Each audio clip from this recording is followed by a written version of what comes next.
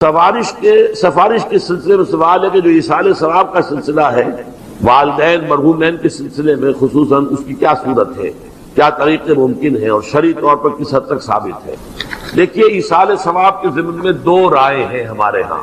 اکثریت جو بھی ہمارے ہاں سنی علماء ہیں، دیوبندی بھی بریلوی بھی، وہ اس کے قائل ہیں کہ ایصال ثواب ہوتا ہے مالی عبادت کا بھی اور بدنی عبادت کا بھی۔ بدنی عبادت یہ کہ آپ نے نفل پڑھے اور کہا کہ اللہ ان نوافی کا ثواب میرے والد مرحوم کو، والدہ مرحومہ کو یا کسی اور کو پہنچا دیں، یہ ان کا موقف ہے اور وہ مانتے ہیں۔ خیرات کریں اور خیرات کا کہیں، کسی کی بیوہ کی مدد کریں اور کہیں کہ اس کا ثواب اللہ تعالیٰ ان کو پہنچا دے۔ ایک موقف یہ ہے، وہ زیادہ تر ہمارے ہاں جو اہل حدیث حضرات ہیں ان کا موقف ہے۔ تو میں اگرچہ اس معنی میں کہ میں اہل حدیث مسلک سے متعلق نہیں ہوں، لیکن یہ اس معاملے میں میری رائے وہی ہے، وہ یہ ہے کہ بدنی عبادت کا ایصال نہیں ہے، مالی عبادت آپ نے خیرات کی ہے، صدقہ دیا ہے، کسی غریب کی مدد کی ہے، مسکین کی مدد کی ہے، بیوہ کی مدد کی ہے، یتیم کی مدد کی ہے، کسی مقروض کی مدد کی ہے، مال خرچ ہوا ہو تو اس کی جگہ پر جو ہے آپ اپنا ایصال ثواب اس کا کر سکتے ہیں، بدنی عبادت کا نہیں۔ واللہ عالم۔ اب اس پہ یہ کہ آپ جس پر چاہیں عمل کر لیں، لیکن یہ جو ہم کرتے ہیں اس کے لیے محفلیں منعقد کرنا اور قرآن خوانیاں ہو، یہ سب بدعات ہے۔ جو بھی ہوگا انفرادی طور پر ہوگا، اجتماعی کسی شے کا ثبوت موجود نہیں ہے ہمارے پاس۔ اس کے لیے جمع ہونا ہے اور پھر کھانا پینا بھی ہے اور ایک تقریب بن گئی ہے اور وہ ایصال ثواب کے لیے ہے، یہ ساری چیزیں، اور بچوں کو بلایا جا رہا ہے، قرآن پڑھوا رہے ہیں، انہیں پیسے دے رہے ہیں، اور وہ قرآن بھی کیا پڑھتے ہیں، وہ دو ورق جو ہے وہ لٹتے ہیں، وہ پیسے پڑھنے لینے کے لیے تو آئے ہوتے ہیں بیچارے، نہ انہیں سمجھ، یا یہ کہ اچھا بھائی تم ادھر بیٹھ جاؤ، یہ صفحہ تم پڑھ دو، یہ صفحہ میں پڑھ دیتا ہوں۔ کیا حماقتیں ہیں! ایسے مذاق میں تو سمجھتا ہوں دین کا اور قرآن کے ساتھ تمسخر ہے جو ہوتا ہے، یہ سب بدعات ہیں۔ البتہ ذاتی سطح پر آپ نے قرآن پڑھا، اب صبح کے وقت تلاوت کی، اس کا ثواب کسی کو پہنچا دیا، تو جو پہلا مسلک ہے اس کی روح سے جائز ہے۔ میرے نزدیک قرآن پڑھنے سے، نماز سے، نفل سے، اس سے نہیں۔ البتہ مالی جو بھی خیرات ہیں، صدقات ہیں، تو اس کا ایصال ثواب ہو سکتا ہے۔ اولاد اگر نیک ہے تو وہ خود صدقہ جاریہ بن جاتے ہیں والدین کے لیے، بشرطے کہ والدین نے ان کی تربیت کی کوشش کی ہو۔ اگر کسی کافر کا بیٹا مسلمان ہو گیا ہے تو اس کافر کو تو اولاد سے کچھ نہیں پہنچے، لیکن کوئی شخص مسلمان تھا، اس نے اپنی اولاد کی تربیت بھی اچھے طریقے پر کی ہے، اب یہ جو اولاد نیکی جو کرے گی تو اس سے اس کا بھی ثواب اس کو پہنچتا رہے گا، یہ صدقہ جاریہ کہلاتا ہے۔ سورۃ الضحیٰ کا اس کا جو شان نزول ہے وہ یہ ہے کہ کچھ دنوں کے لیے، ایک تو بالکل شروع میں رک گئی تھی فترت وحی، اس کے علاوہ پھر ایک موقع آیا ہے کہ کچھ عرصے کے لیے بہت دن گزر گیا تو جبرائیل نہیں آئے اور آپ کے اوپر ایک شدید قسم کی جو ہے وہ پریشانی طاری ہو گئی۔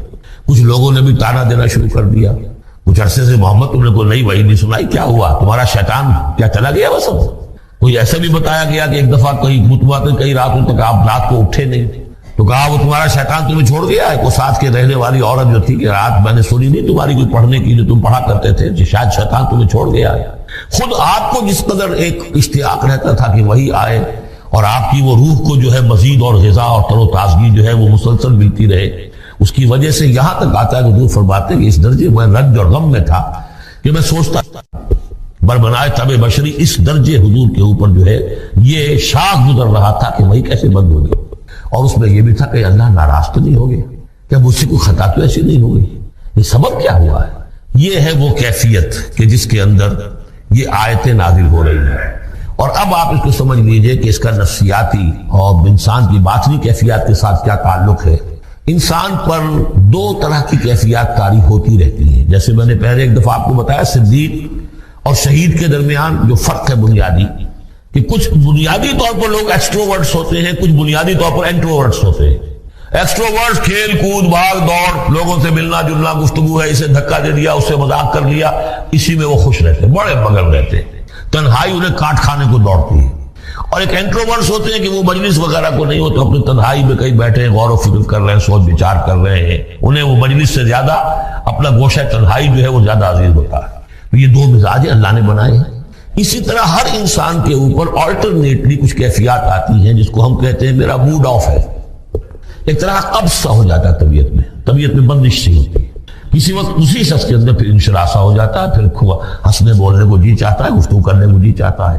تو یہ کیفیت جب انسان کی روحانی زندگی سے متعلق ہو جائے تو اس کو پھر صوفیہ نے نام دیا قبض اور بسط۔ کبھی طبیعت میں انشراح ہے، انبساط ہے، طبیعت کی جو ہے وہ آمادہ ہے، ہر چیز میں روشنی کا پہلو آدمی دیکھ رہا ہے، ہر چیز کے اندر آپ کو معلوم ہے ایک تاریک رخ بھی ہوتا ہے کسی معاملے کا اور روشن رخ بھی ہوتا ہے، اس وقت انسان روشن رخ کو دیکھتا ہے۔ اور ایک وقت میں آتا ہے کہ طبیعت میں بندش سی لگ گئی ہے، جیسے اندر کوئی پکڑ لیا کسی نے، اب طبیعت جو ہے وہ بھی اپنے اندر وہ انقباض محسوس کر رہی ہے، اور پھر آدمی پیسیمسٹک ہو جاتا ہے، نا امید سا ہوتا ہے، پھر اسے ہر معاملے کا تاریک پہلو زیادہ نظر آنے لگتا ہے۔ تو یہ قبض اور بسط کی کیفیات ہیں۔ جب کبھی قبض کی کیفیت ہو، قاضی ثناء اللہ پانی پتی رحمۃ اللہ علیہ نے تفسیر مظہری میں لکھا ہے کہ قبض کی کیفیت میں اس صورت کا پڑھنا تریاق ہے، جس طرح حضور صلی اللہ علیہ وسلم کے لیے گویا کہ اس وقت جو وحی کا بند ہو جانا تھا وہ گویا کہ ایک طرح کے انقباض اور قبض کی کیفیت پیدا ہوئی تھی، اس میں اب اللہ تعالیٰ فرما رہے ہیں وَالضُّحَىٰ، قسم ہے دن کے دھوپ چڑھنے کے وقت کی، وَاللَّيْلِ إِذَا سَجَىٰ، اور قسم ہے رات کی جبکہ وہ چھا جائے یا ساکن ہو جائے، سجا کے دونوں معنی سکون۔ اب دیکھیے ان دونوں کو کیوں لایا ہے؟ اس لیے کہ صبح ہے، حرکت ہے، برکت ہے، چلنا ہے، دوڑنا ہے، ہر شخص جا رہا ہے، ادھر جا رہا ہے، ادھر جا رہا ہے، رات کو سکون ہو گیا، تاریکی چھا گئی اور شور سنگامہ ختم ہو گیا۔ لیکن یہ رات اور دن دونوں ضروری ہے انسان کے لیے، یہاں کا نظام چلانے کے لیے۔ اگر رات ہی رات ہوتی تب بھی یہ دنیا نہ چلتی، اور دن ہی دن ہوتا تب بھی نہ چلتا، تو رات بھی ضروری ہے۔ اسی طریقے سے نفس انسانی کے لیے کبھی کبھی قبض کا وقفہ بھی ضروری ہے۔ آپ اسے یہ نہ سمجھیں کہ اللہ تعالیٰ ناراض ہو گیا، یہ بھی ہماری تربیت کا ایک سمجھیے کہ ایک جز ہے۔ ما ودعک ربک وما قلی، آپ کے رب نے آپ کو رخصت نہیں کیا ہے، نہ ہی وہ آپ سے ناراض ہوا ہے۔ وَلَلْآخِرَةُ خَيْرٌ لَكَ مِنَ الْأُولَىٰ، اور اس کے بعد جو وقت آئے گا اس قبض کے بعد وہ پہلی سے بھی بہتر ہوگا۔ اور میں حیران ہوتا ہوں کہ کیسے غالب نے وہ بات کہی ہے کہ جو بالکل ترجمانی ہے اس کی، رکتی ہے میری طبع تو ہوتی ہے رواں اور، یعنی یہ کہ جب میری طبیعت کے اوپر کبھی کبھی رکاوٹ سی آ جاتی ہے، اب شعر جو ہے اچھے نازل نہیں ہو رہے، لیکن جب وہ رکاوٹ سے میں نکلتا ہوں، اس قبض سے نکلتا ہوں، رکتی ہے میری طبع تو ہوتی ہے رواں اور، اس لیے کہ اس قبض کے بعد جب مرحلہ آتا ہے انبساط کا اور انشراح کا تو وہ ایک قدم آگے ہوتا ہے، آدمی اس پہلی کیفیت سے ایک درجہ جو ہے اس کا بڑھ چکا ہوتا ہے۔ وَلَلْآخِرَةُ خَيْرٌ لَكَ مِنَ الْأُولَىٰ، یقیناً پچھلی ہر گھڑی، ہر ساعت اور ہر قبض کے بعد آنے والا انبساط آپ کے لیے پہلے سے اونچا درجہ لے کر آئے گا۔ وَلَسَوْفَ يُعْطِيكَ رَبُّكَ فَتَرْضَىٰ، ان قریب آپ کا رب آپ کو اتنا کچھ دے گا، اتنا کچھ دے گا، آپ کی محنتوں کے وہ نتائج سامنے آئیں گے کہ آپ راضی ہو جائیں گے۔ اب دیکھیے پچھلی صورت ختم ہوئی تھی وَلَسَوْفَ يَرْضَىٰ، یہاں ہے وَلَسَوْفَ يُعْطِيكَ رَبُّكَ فَتَرْضَىٰ، صرف ضمیر کا فرق ہے، کیونکہ صدیق پر وحی نہیں آتی، براہ راست خطاب نہیں کیا جا سکتا، وہاں وہ صیغہ جو ہے وہ غائب کا ہے، وَلَسَوْفَ يَرْضَىٰ، اور چونکہ نبی وہ ہے جس پر وحی آ رہی ہے، براہ راست مخاطب ہے، تو فَلَسَوْفَ يُعْطِيكَ رَبُّكَ فَتَرْضَىٰ، آپ کا رب اتنا کچھ دے گا کہ آپ راضی ہو جائیں گے۔ اب یہ کہ اسی قبض کی حالت میں پھر اللہ تعالیٰ اپنے احسان جتا رہا ہے، اور یہ بہترین ہے۔ کبھی طبیعت پر ڈپریشن ہو اس طرح کی اور قبض کی کیفیت ہو تو آدمی یاد کرے کس کس مرحلے پر اللہ نے میری دستگیری فرمائی، کن کن مراحل پر اللہ تعالیٰ نے مجھے مشکلات سے نکالا، اس سے وہ حوصلہ بڑھتا ہے۔ اور اس کو بھی سمجھیے کہ اسی انداز میں علم یجد کا یتیمن فآوا، یہ سیرت النبی کے بڑے اہم حصے ہیں جو اس میں آ گئے۔ آپ کی پیدائش یتیمی ہوئے، پوسٹیومس چائلڈ، باپ تو پہلے فوت ہو چکا ہے، 6 سال کی عمر میں والدہ گئی، 8 سال کی عمر میں دادا گئے، اور وہ یعنی جو آپ نے دیکھا ہے ابتدائی زمانہ زندگی کا تو وہ یتیمی کا، علم یجد کا یتیمن فآوا، کیا اس نے اے محمد آپ کو نہ پایا کہ آپ یتیم تھے، پھر پناہ دی، آپ کے لیے بندوبست کیا، دادا کے دل میں جو شفقت ڈالی، پھر آپ کے تایا زبیر کے دل میں جو شفقت ڈالی۔ عبد المطلب کے بعد فوراً ابو طالب کا نام آتا ہے، حالانکہ یہ غلط ہے تاریخی اعتبار سے۔ عبد المطلب کے بعد کافی عرصے تک زبیر جو آپ کے تایا تھے وہ سرپرست تھے، پھر ان کے انتقال کے بعد ابو طالب کا معاملہ آیا، لیکن ان کو بیچ میں سے غائب کر دیا گیا۔ بہرحال اللہ تعالیٰ جو بھی کسی کے دل میں ڈالتا ہے، آخر ابو طالب کے دل میں محبت ڈالی تو کس نے ڈالی؟ وہ ہم پڑھ چکے ہیں سورہ طٰہٰ میں، وَأَلْقَيْتُ عَلَيْكَ مَحَبَّةً مِّنِّي۔ حضرت موسیٰ علیہ السلام کی موہنی صورت کے اوپر اللہ تعالیٰ فرماتے ہیں ہم نے اپنی محبت کا پرتو ڈال دیا کہ تمہیں دیکھنے کے بعد وہ قتل کرنے کے ارادے سے باز رہ گئے، ان کے ہاتھ شل ہو گئے، ایسی موہنی صورت اسے قتل کرنا۔ وَأَلْقَيْتُ عَلَيْكَ مَحَبَّةً مِّنِّي وَلِتُصْنَعَ عَلَىٰ عَيْنِي، یہ ہوا ہے۔ تو فرمایا أَلَمْ يَجِدْكَ يَتِيمًا فَآوَىٰ وَوَجَدَكَ ضَالًّا فَهَدَىٰ، اور پھر جب آپ شعور کی پختگی کو پہنچے اور غور و فکر کا مرحلہ آیا، حقائق میں انسان کو سوچ بچار کا مرحلہ آیا اور آپ کو دیکھا کہ آپ تلاش حقیقت میں سرگرداں ہیں تو ہدایت دی۔ وہ آگے آ جائے گا، بہت قریب پہنچ گئے ہم۔ اقرأ بسم ربک الذی خلق، وہ مرحلہ جب آئے گا۔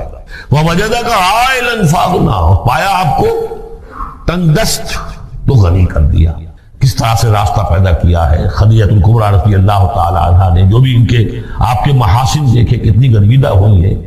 بڑے بڑے سردار قریش کے جو ہے ان سے نکاح کی خواہش مند تھے، انہوں نے خود جو ہے اپنی لونی کے ذریعے سے پیغام دیا ہے حضور کو۔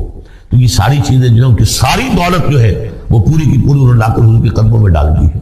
وَوَجَدَكَ عَائِلًا فَأَغْنَىٰ فَأَمَّا الْيَتِيمَ فَلَا تَقْهَرْ، تو اے نبی تقاضے ان تینوں چیزوں کے کیا ہیں؟ ہم نے آپ کو یتیم پایا، پناہ دی، اب آپ بھی یتیم کے سرپرستی کیجئے، کسی یتیم کو اس کے اوپر کوئی جبر نہ ہو، سختی نہ ہو۔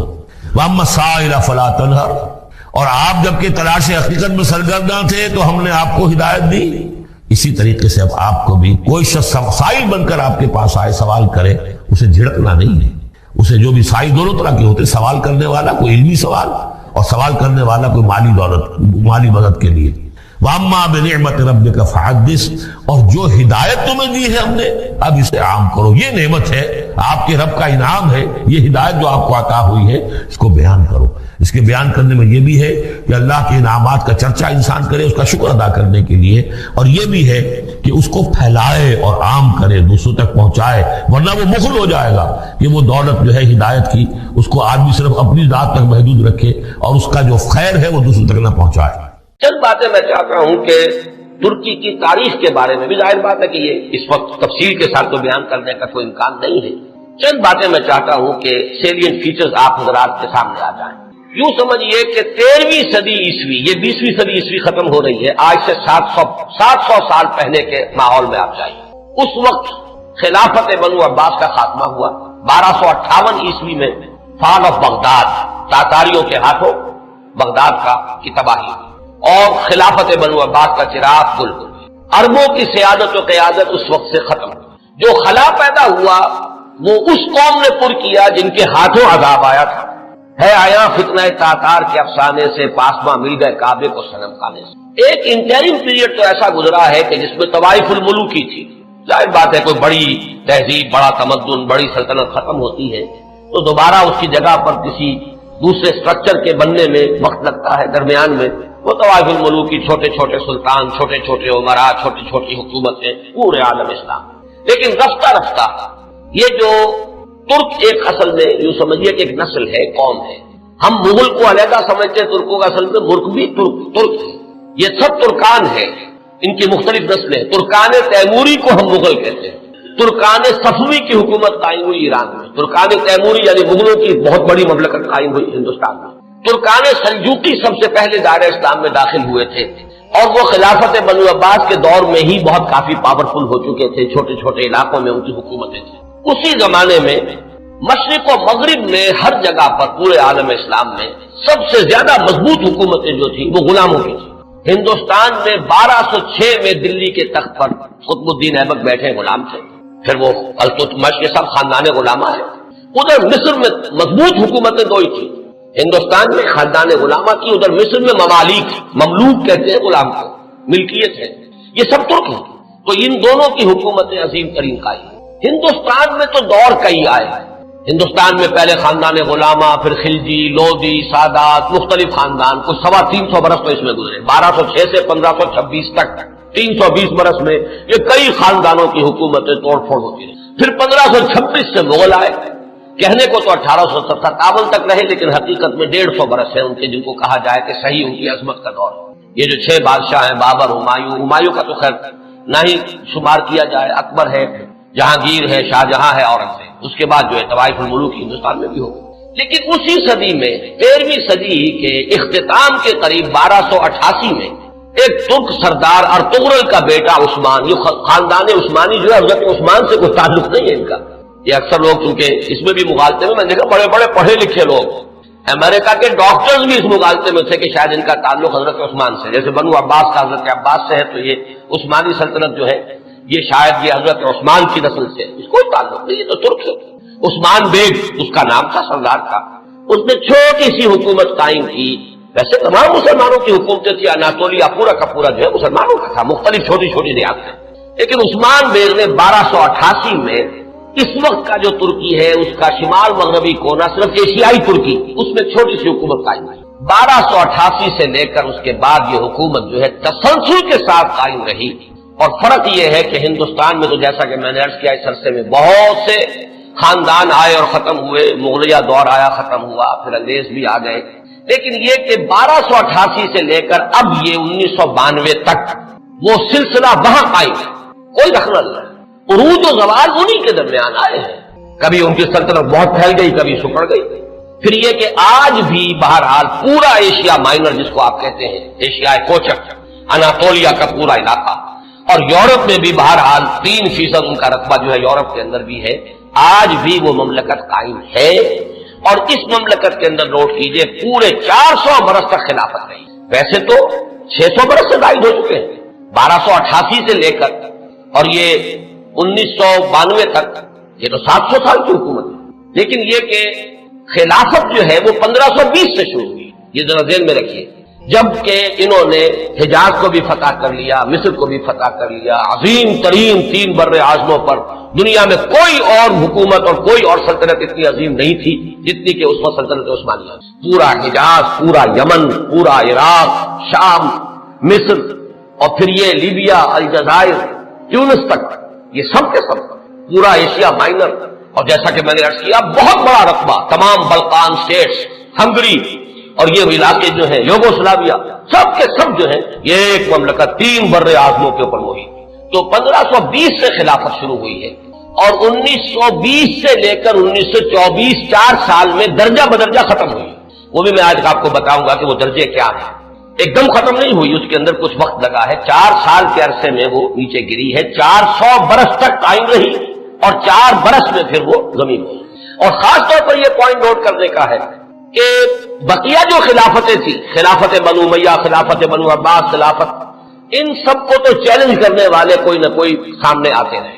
بنو امیہ کی خلافت کو چیلنج کیا پہلے حسین ابن علی نے رضی اللہ تعالی عنہما، پھر حضرت عبداللہ ابن زبیر نے رضی اللہ تعالی عنہما، پھر یہ کہ خلافت بنو عباس کو چیلنج کرنے والے حضرت زید، حضرت حسن کی اولاد میں سے رضی اللہ تعالی عنہ، پھر انہی کی اولاد میں سے ایک اور نفس زکیہ اٹھے جن کا نام اصل میں محمد ابن عبداللہ ہے، نفس زکیہ ان کا لقب ہے، تو ان خلافتوں کو چیلنج کرنے والے اٹھے ہیں، لیکن یہ بات نوٹ کر لیجئے پورے 400 برس میں پورے عالم اسلام میں ترکوں کی خلافت کو کسی نے چیلنج نہیں کیا، متفق علیہ خلافت پورے عالم اسلام نے، اگرچہ پورا عالم اسلام ان کی حکومت میں شامل نہیں تھا، خلافت کو مانتے تھے، جہاں کہیں کوئی حکومت بدلتی تھی وہاں سے منگواتے تھے اپنے لیے سند، اور پورے عالم اسلام میں خلیفہ کا نام لیا جاتا تھا خطبوں کے، تو اس اعتبار سے یہ بہت ہی ایک غیر معمولی بات ہے، 400 برس تک خلافت کا جاری رہنا، اور وہ اس شان کے ساتھ کہ اس کو کسی وہ انڈسپیوٹڈ مجمع علیہ متفق علیہ خلافت رہی۔ اس میں سے ذرا میں چاہتا ہوں کہ تھوڑا سا جغرافیہ کا بھی آپ اپنے ذہن میں اور وہاں کا جو مسئلہ ہے وہ جما لیجیے۔ اناطولیہ وہ تو آپ نے نقشے کے اندر دیکھا ہوگا، کافی بڑا رقبہ ہے، اور اصل 97% ترکی موجودہ جو ہے وہ اسی میں ہے، 3% جو ہے یورپ میں ہے، اس کی آبادی کوئی 5.5 کروڑ ہے، آبادی کے لحاظ سے پاکستان کا نصف ہے تقریباً، اس میں سے 1 کروڑ کے لگ بھگ صرف ایک شہر استنبول میں، پورا ملک سطح مرتفع ہے، نہایت زرخیز، سرسب، شاداب، قابل دید، اونچائی نچائی، لیکن ہر جگہ پر آپ کو کہیں زمین ننگی نہیں ملے گی، دریا ہیں بکثرت، جھیلیں ہیں بکثرت میٹھے پانی کی، اور ابھی ہم نے وہاں پر جو کچھ معلوم کیا ہر شے ان کی اپنے ہاں موجود ہے، ہر اعتبار سے سیلف سفیشینٹ ہے۔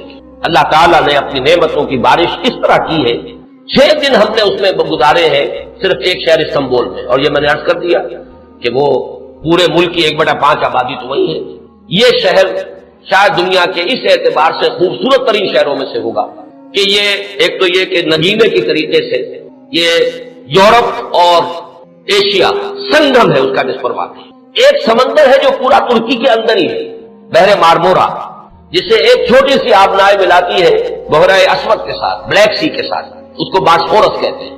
جنوب میں ایک لمبی سی گلی ہے پانی کی، ادرا دانیال ڈارڈنیلی، وہ ملاتی ہے اسے بحیرہ روم سے، لیکن بحیرہ مارمورا جو ہے پورا کا پورا وہ ترکی کے اندر ہے گویا، یعنی یورپی ترکی اور ایشیائی ترکی کے مابین میں۔ اور استنبول شہر جو ہے وہ بہت خوبصورت اور عظمت پارینہ اگر مسلمانوں کی دیکھنی ہو تو شاید دنیا کا کوئی اور شہر نہیں ہے کہ جو ہم اللہ ہو، جتنی عظیم مسجد ہے، عالی شان مسجد ہے، اگرچہ اس وقت ان کی مینٹیننس نہیں ہے، برا حال ہے، خستہ حال ہے۔ حضرت ابو ایوب انصاری رضی اللہ تعالیٰ عنہ کا مقبرہ بھی بہت خستہ حالت ہے، اس کے ساتھ جو مسجد ہے، مغرب کی نماز ہم نے وہاں ادا کی ہے، لیکن یہ کہ نظر یہی آیا کہ صرف وہی لوگ تھے کہ جو وہ ڈاکٹرز کا پورا گروپ آیا ہوا تھا، مقامی آبادی بہت کم نہ ہونے کے برابر۔ اس اعتبار سے عظمت پارینہ دیکھنی ہو تب بھی جا کر دیکھیے، اور اسلام کی بیچارگی دیکھنی ہو تب بھی وہی جا کر دیکھیے۔ یہ دونوں کنٹراسٹ آپ کو وہاں نظر آئیں گے کہ عظیم ترین مسجدیں وہاں ہیں۔ ہماری بادشاہی مسجد تو اپنے یعنی یوں سمجھیے کہ صحن کے رقبے کے اعتبار سے ہم کہہ دیتے ہیں دنیا کی بڑی سب سے بڑی مسجد ہے، لیکن وہ تو صحن ہے۔ باقی یہ کہ ان کے جو عظیم الشان ہال انہوں نے بنائے ہیں، جتنے عظیم، جتنے بلند، ان کو دیکھ کر انسان حیران رہ جاتا ہے۔ سلطان محمد فاتح کی مسجد، سلطان سلیمان کی مسجد، ایک ایک مسجد ان میں سے جو ہے اپنی جگہ پر عظمت کا بہت بڑا نشان ہے۔ اگرچہ جیسا کہ میں نے عرض کیا اس وقت حالت جو ہے ان کی اکثر و بیشتر خستہ ہے۔ ایک دن کے لیے ہم برسا، ایک شہر برسا اس وقت کہلاتا ہے، یہ بروسا ہے پرانا، بے رے واو سواد ہے۔ اور جب سلطان ارطغرل کے بیٹے سلطان نے عثمان نے جب سلطنت قائم کی تھی تو پہلا دارالخلافہ یہی تھا۔ یہ ایشیائی حصے میں ہے، تقریباً کوئی 150-200 میل کا فاصلہ ہوگا استنبول سے۔ وہاں کے حالات مختلف ہیں۔ وہاں سلطان بایزید یلدرم کی بنائی ہوئی مسجد جو ہے بہت عالیشان ہے، اور اس وقت بھی وہ بہت آباد ہے۔ ہم حیران ہوئے وہاں دیکھ کر کہ وہاں ایک ظہر کی نماز ہم نے پڑھی ہے 2 دن قبل، لیکن محسوس ہوتا تھا کہ جمعے کی نماز، ظہر کی اذان سے پہلے کثیر تعداد کے لوگ موجود۔ اتنا کنٹراسٹ بھی شاید دنیا میں آپ کو کہیں نظر نہ آئے کہ استنبول کا حال وہ ہے کہ حضرت ابو ایوب انصاری کی مسجد جو ہے وہ بھی ویران پڑی ہوئی ہے رضی اللہ تعالیٰ عنہ۔ لیکن یہ کہ برسا کے اندر جا کر آپ دیکھیے تو وہاں پر یہ ہے کہ ظہر کی نماز ایسا محسوس ہے کہ جمعے کی نماز، اذان سے پہلے نصف مسجد بھری ہوئی تھی، اور اس کے بعد جو ہم نے دیکھا ہے ان کا جوش و خروش اور پاکستانیوں سے نہایت محبت، وہ بھی وہی نظر آتی ہے، استنبول میں نہیں۔ استنبول تو ہر اعتبار سے مغربی تہذیب کے اندر بری طریقے سے یوں سمجھیے کہ پوری طرح گم ہو چکا ہے۔ وہاں آپ محسوس نہیں کر سکتے کہ کوئی مسلمان ملک ہے۔ باقی یہ کہ جیسا کہ میں نے ابھی عرض کیا تھا کہ اگرچہ اللہ تعالیٰ نے اپنی دولت جو ہے مادی دولت کے خزانے ہر طرح سے انہیں دیے ہیں، لیکن معاشی حالات نہایت ناگفتگو، انفلیشن آسمان سے باتیں کر رہے ہیں، کرنسی کی قیمت اس تیزی کے ساتھ گرتی ہے۔ وہ کچھ اعداد و شمار لے کے آئے ہیں میرے ساتھ، چونکہ چھوٹے بھائی برادر عزیز اقتدار احمد تھے، ندا میں انشاءاللہ تعالیٰ وہ چیزیں تفصیل سے آئیں گی فیکٹس اینڈ فگرز کے ساتھ، کہ کس طرح ہر مہینے ان کی جو کرنسی ہے اس کی قیمت گر رہی ہے، اور کس طرح یہودیوں نے انہیں چنگل کے اندر لے رکھا ہے، اور پوری معیشت جو ہے یہودیوں کے قبضے میں ہے۔ ان کے ہاں ہر چیز جو ہے کنزیومر گڈ، بس اس کی کھپت ہے، جو خرچ کر دینے والی چیزیں ہیں، لباس ہے، مختلف چیزیں ہیں، ان کی بہتات بازاروں میں بھری نظر آئے گی۔ لیکن یہ ہے کہ ان کی جو یعنی یوں سمجھیے کہ شراب پانی کی طرح، ایک عجیب کنٹراسٹ ہے اس اعتبار سے، خنزیر وہاں نہیں کھایا جاتا، لہذا یہ تو اطمینان ہوتا ہے آپ جہاں جا کے کھانا کھا لیں، آپ کو پتا ہے یہاں حرام چیز کھانے میں نہیں ہے، لیکن شراب پانی کی طرف ہی جاتی، یہ بھی تضاد۔ یہاں تک کہ واقعہ یہ ہے کہ ہمارا ایک گائیڈ تھا، اس نے کہا بڑے ہی فخر کے ساتھ، ایک جگہ جب ہم جا رہے تھے حضرت ابو ایوب انصاری رضی اللہ تعالیٰ عنہ کی مسجد کی طرف، اس نے ایک علاقہ بتایا اور اس نے کہا یہ اتنے ریسٹورانٹ جو آپ کو نظر آ رہے ہیں یہ سب شراب اور ہر جگہ ہے، لیکن رمضان میں یہ سب بند ہوتے ہیں، رمضان میں ہم شراب نہیں پیتے۔ ہم نے کہا رمضان ہی میں نہیں پیتے تو یہ باقی شراب، باقی تو پیتے ہیں۔ کسی نے پوچھ لیا کیا روز؟ ہاں روز پیتے۔ وہ بالکل کوئی اس کے اندر کوئی گلٹی کانشنس، کسی طرح کی کوئی انہیبیشن، کوئی کسی درجے کی کوئی شرمندگی ختم نہیں، لیکن رمضان میں یہ سب بند ہوتے ہیں رمضان کے اندر۔ تو میں نے کہا کہ اللہ کرے کہ یہ رمضان ہی پورا سال ہو جائے، کوئی ایسی شکل بن جائے کہ پورا سال ہر روز عید نیز کے حلوہ خورت کسے اللہ کرے کہ پورا سال جو ہے وہ رمضانی کی شکل بن جائے گا۔ حضرت علی کو پھر شہید کیا، اور اس کے بعد جو ہے 20 سال حضرت امیر معاویہ کے تو سر نہیں اٹھا سکے، لیکن پھر جب ایک چینج اوور ہو رہا تھا تو اس وقت انہوں نے موقع غنیمت سمجھا کہ اب کھڑے ہو جاؤ اور اب دوبارہ ایک فتنہ جو ہے اس کو امت کے اندر پیدا کر دو۔ اچھا، اس معاملے میں ایک بات جو میں نے وہاں کہی کہ ہمارے ہاں شاعرانہ جو مبالغہ آمیزی ہے، یہ میری گفتگو کا حصہ انہوں نے حذف کر دیا ہے، اور میں نے ایک سنی شاعر بہت بڑے عالم جن کے حوالے سے آج بھی میری تقریر ہوگی خالد جناح ہال میں، مولانا محمد علی جوہر کے ایک شعر کے حوالے سے کہا کہ قتل حسین اصل میں مرگ یزید ہے، اسلام زندہ ہوتا ہے ہر کربلا کے بعد۔ میں نے کہا بالکل محمل شعر ہے، اسلام مرا ہی نہیں تھا، زندہ ہونے کا کیا سوال؟ اور اگر کسی درجے میں مزمحل یا زخمی ہوا تھا تو وہ تو رہا، کربلا کے بعد بھی رہا، یزید کی حکومت بھی رہی، بنو امیہ کی حکومت بھی چلی، کوئی تبدیلی تو نہیں آئی۔ یہ کیا کہہ رہے ہیں؟ اسلام زندہ ہوتا ہے کربلا کے بعد؟ میں نے کہا اسلام مرا نہیں تھا۔ جیسے میں نے یہ کہا کہ ملوکیت جو ہے وہ اب شروع نہیں ہوئی، ملوکیت تو 20 برس پہلے شروع ہو چکی تھی حضرت امیر معاویہ کے، لیکن ظاہر بات ہے کہ حضرت حسن نے، حضرت حسین نے اس کو قبول کیا، اور حضرت حسین نے تو پھر 10 سال تک ولی عہدی جو تھی چاہے بیعت نہیں کی لیکن اس کے خلاف میدان میں عقد جاری تو نہیں کیا۔ اس اعتبار سے یہ معاملہ جو ہے اسلام زندہ ہوتا ہے کربلا کے بعد، یہ بے تکی بات ہے۔ ہاں، حضرت شاہ اسماعیل شہید رحمۃ اللہ علیہ کی اگر میں تشبیہ کو، تمثیل کو سامنے رکھوں تو اسلام کی عمارت 6 منزلہ ہے، 6ٹھی منزل ٹاپ کی وہ گر گئی، 5 منزلیں انٹیکٹ تھیں، اسلام مرا نہیں تھا۔ عدالت میں شریعت کے مطابق فیصلے ہو رہے تھے، قاضی تھے، مفتی تھے، شریعت نافذ تھی، اسلام کہاں مرا تھا؟ جبکہ خود کہہ رہے ہیں علامہ قلب صادق کے ایک مفتی کے فتوے سے ہی حضرت حسین کو قتل کیا گیا۔ اب وہ مفتی کی رائے اس کی بدنیت کی ہو، جو بھی ہو وہ جانے، اللہ جانے، لیکن عام مسلمان کیا کرے گا؟ اس پہلو سے اسلام مرا نہیں تھا۔ ہاں، ایک منزل گر گئی تھی، وہ گری رہی، 1000 برس تک گری رہی، یہاں تک کہ آ کر مغربی امپیریلزم نے اس کے گرایا، ملوکیت کا معاملہ ختم کیا، اور وہ جبرین ملوکیت دوسری آ گئی، ورنہ وہی بادشاہی چلی ہے۔ بلکہ دور بنو امیہ میں وہ بادشاہی پوری طرح اس نے بالوں پر نہیں نکالے تھے، اصل بالوں پر تو اس نے نکالے ہیں دور بنو عباس میں آ کر، اور پھر سلاطین جو ہے ترک، جو خلفائے ترک خلفاء ہے، ان کا بھی بادشاہت تھی اور کیا تھا، وہ خلافت تو نہیں تھی۔ تو یہ جو اسلام میں جو بھی نقص واقع ہو گیا تھا، کبھی واقع ہو گئی تھی، وہ جو کی تو برقرار رہی، اس کو بھی تسلیم کیا۔ میں اللہ کا شکر ادا کر کے کہتا ہوں کہ دونوں حضرات، دونوں شیعہ دانشور اور بڑی اعلیٰ سطح کے جو شیعہ عالم تھے، انہوں نے اس بات کو تسلیم کیا اور میری اس بات کو چیلنج نہیں کیا۔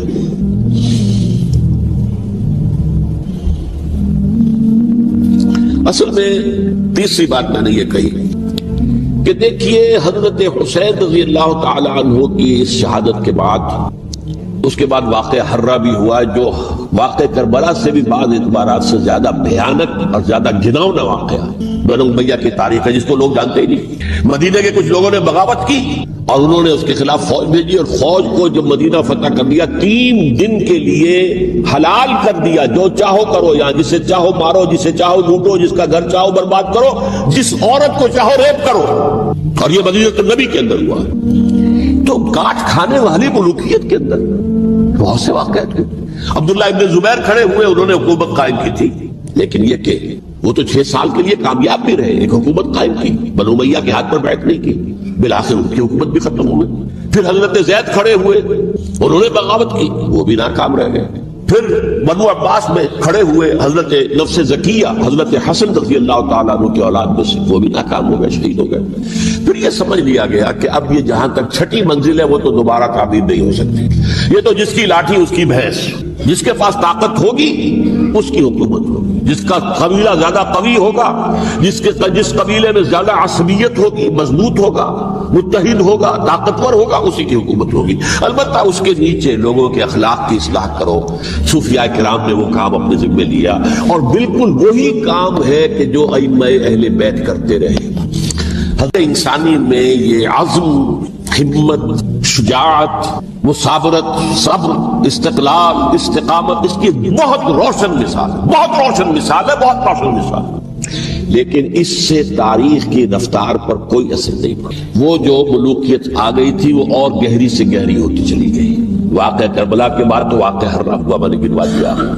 اس سے زیادہ تو میرے خیال میں کہ اور ہمارے لیے لائق شرم جو ہے کوئی واقعہ ہے ہی نہیں اس پہلو سے. لیکن حضرت حسین کا ایک اب ان کو یہ کہ میں مطلب یہ کہ اگر میں ان کے ہاتھ پر بیعت کر لیتا ہوں جو کہ اس وقت سامنے موجود تھے کہ یزید کی بیعت تمہارے ہاتھ پر کرتا ہوں تو گویا کہ اپنے آپ کو سرنڈر کر دیتے. وہی خطرہ جو امیر معاویہ کو تھا کہ مجھے وہ تو پہنچنے بھی نہیں دیں گے علی تک رضی اللہ تعالیٰ عنہ اور مجھے پہلے شہید کر دیں گے. یہی خطرہ حسین کو تھا رضی اللہ تعالیٰ عنہ کہ مجھے یزید تک پہنچنے نہیں دیں گے پہلے قتل کر دیں گے. اور ویسے بھی یہ ایک شرافت مروت اور حمیت اور غیرت اور عزت نفس کا تقاضا بھی تھا کہ بھائی معاملہ ہے یزید کا میرا مجھے وہاں جانے دو اللہ اللہ کر دینا. یو کین اسکورٹ می میرے دائیں بائیں چلو تاکہ میں کہیں اور بھاگ نہ جاؤں تمہارے خیال میں مجھے وہاں پہنچا دو میں وہاں پہ جا کے اس سے معاملہ کر لوں. لیکن انہوں نے قتل کیا. اصل قاتلان کوفی وہی سبائی. البتہ یہ ہے کہ اس واقعے کی جو یادگار ہے اس میں کوئی شک نہیں کہ اس نے مسلمانوں میں سے ایک گروہ کے دل میں قربانی اور شہادت کا جذبہ بہت پیدا کیا. اس میں کوئی شک نہیں. اور جس طریقے سے کہ عاشورہ محرم میں یاد منائی جاتی ہے جس طریقے سے اس نے اہل تشیع کے اندر قربانی کا جذبہ بے انتہا پیدا کیا. اگرچہ وہ جذبہ بروئے کار نہیں آتا اس لیے کہ ان کے ہاں یہ عقیدہ ہے یہ طے ہے کہ جب تک حضرت مہدی ظاہر نہیں ہوں گے ہم کسی کے خلاف بغاوت نہیں کریں گے. یہ پوری تاریخ میں ان کا معاملہ رہا. تمام جو ہے ائمہ اہل بیت کا معاملہ رہا. جب تک مہدی نہیں آتے keep sitting and keep waiting, wait and see, that's all. یہ تو خمینی صاحب نے کیا ہے آیت اللہ خمینی صاحب نے کہ انہوں نے یہ ایران کے شیعوں کو باور کرایا کہ بھائی جب آئیں گے حضرت مہدی آ جائیں گے لیکن ہم اب ہاتھ پر ہاتھ کر بیٹھے رہیں باطل کو چیلنج بھی نہ کریں. ہمیں کچھ تو کرنا چاہیے وہ ہاتھ پاؤں ہلانے چاہیے اور کچھ نہیں تو مہدی کا راستہ جو ہے صاف کرنا چاہیے تمہید کرنی چاہیے ان کے راستہ ہموار کیا جائے. تو یہ ان کی بڑی عظمت ہے آیت اللہ خمینی صاحب کی کہ اہل تشیع ایران کے جو ہے ان سے انہوں نے یہ بات منوا لی کہ ہم بالکل انرٹ نہیں بیٹھے رہیں گے بلکہ اپنے نائب امام قرار دے کر اور ولایت فقیہ کے فلسفے کے حوالے سے یہ دو چیزیں ان کی جو ہے بنیادی فلسفے کی ہیں وہ اس وقت میرا موضوع نہیں ہے. انہوں نے عوام کو ایسا کھڑا کیا ہے کہ 20,000 سے لے کر 30,000 کے درمیان انسانوں نے جانے دی. عورتوں کے جلوس نکلے. شیرخوار بچہ گود میں ہے عورت کے اور گولی کھا رہی ہے اور مر رہی ہے گر رہی ہے. اب سوچئے زندگی کتنی عزیز ہوتی ہے اور شیرخوار بچے کے لیے ماں کی جو زندگی ہے اس ماں کو اپنی زندگی کتنی عزیز تر ہوگی کہ اپنے لیے نہیں تو اس بچے کے لیے مجھے جینا ہے. لیکن نہیں گولیاں کھائیں تو گری. یہ جذبہ انہی میں ہے. واقعہ یہ ہے کہ اہل سنت کے اندر یہ جذبہ نہ ہونے کے برابر ہے. یہ میں واضح الفاظ میں کہہ رہا ہوں پورے عالم اسلام میں صرف شیعہ ایران ایسا نکلا ہے کہ جس نے بادشاہت کا خاتمہ کیا. باقی سعودی عرب میں بادشاہت بیٹھی ہوئی ہے ڈٹ کر بیٹھی ہوئی ہے. اربوں ڈالر کا ایک ایک محل بنتا ہے ان بادشاہوں کا اور سنی سن کوئی حرکت نہیں.